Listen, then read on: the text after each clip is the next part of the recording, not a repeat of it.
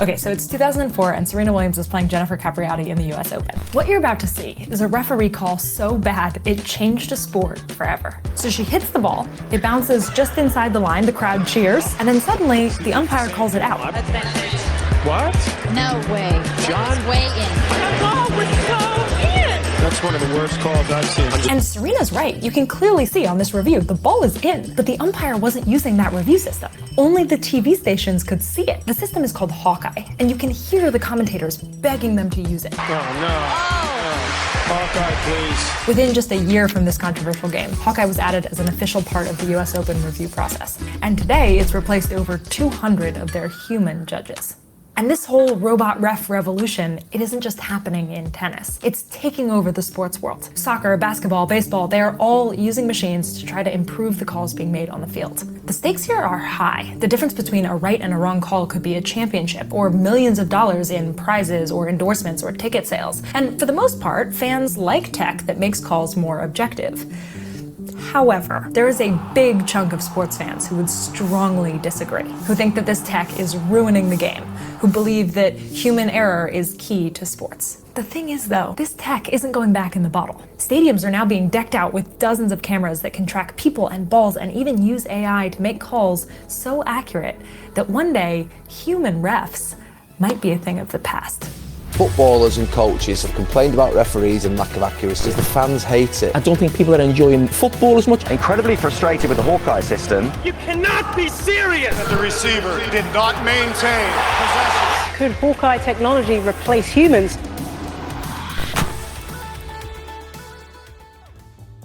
Okay, look at this. This is a ball from the most recent Men's World Cup. It looks pretty normal, but inside it's anything but. For the first time ever, hidden inside this ball are special sensors that collect positioning data in real time.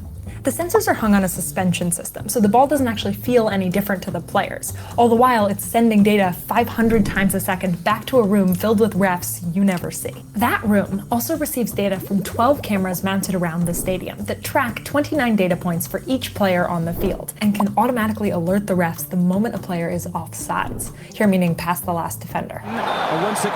They call this the new semi-automated offsides technology, and it uses that tracking data and AI to build a virtual 3D playing field, so the refs can see the play from basically any angle. This is the cutting edge of live sports tracking tech, and it was featured in the World Cup with lots of hype. In this system, there's still human refs involved, but they only need to validate the calls being made by these robots. That's why they call it semi-automated. A ton of amazing engineering and money went into this system, and it built upon the video assistant ref system, which requires refs to draw their own lines while looking at multiple camera angles and lots of slow-mo footage. These systems work surprisingly well. Like in the recent World Cup match between the US and Sweden, the video review system decided the game. Just watch this. The ruling was too close to call with the human eye. Well, they're waiting. They're going to check. With the help of the automated system, you can see that the ball just barely makes it fully across the line. And Sweden won. Sweden wins. Wow, that's close. That is the margin. These robot ref systems are clearly helping make better calls and taking more human error out of the game. And while many see that as a good thing, some fans hate it. I was surprised by all of the hate here. Why wouldn't you want a system that makes the right call every time? Because while people do voice concerns with specific calls with this automated tech, it's not accurate doesn't seem to be the main complaint. Do people just like fighting with the ref? Well, maybe.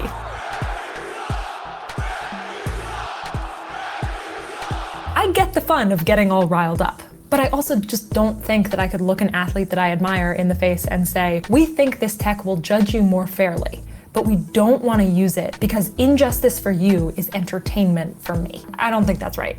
And besides, if I think a call is wrong, I can totally yell at a machine. We're a f***ing embarrassment, mate.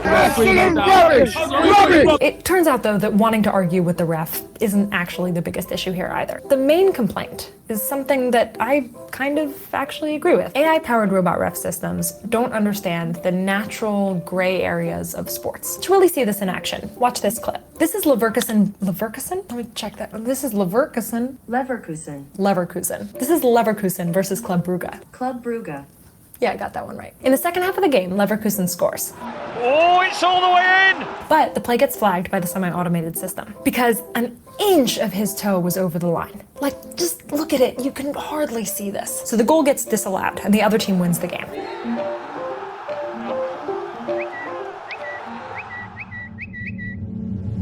I get why people dislike this. The player probably reasonably believed that he was onside. With a more human system, we had a natural buffer because we couldn't be more accurate. Now that we can, we have to decide if we actually want to be, or if we actually like the sort of human nuance. You totally could, in theory, build a buffer into an automated system, but you'd have to admit that you want it first. This is where it gets complicated because at the start of this story, I was like, yeah, 100% accurate, that's the way to go. And then you give me one example and all of a sudden I'm feeling conflicted. But on the other hand, not having precise, consistent calls affects the game as well. Remember that tennis match with Serena Williams?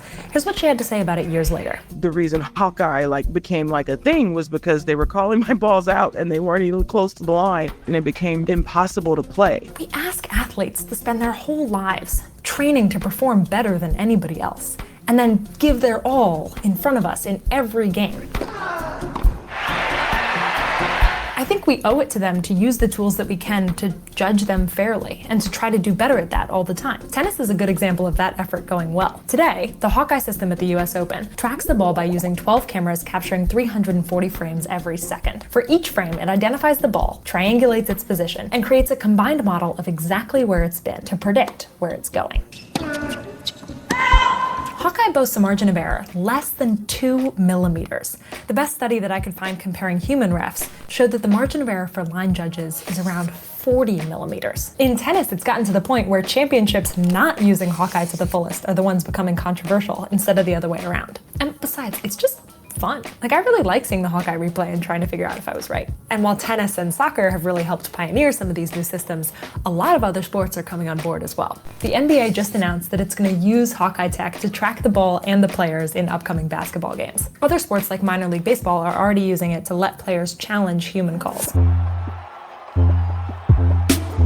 It's clear that we're entering a new world of refereeing, and a new world of being a fan, too. With these tracking tools, what we're really doing is creating super accurate models of the world. And those models give us a superpower. We can understand what's going on much better than we can with just our eyes. That superpower brings with it questions that extend far beyond sports.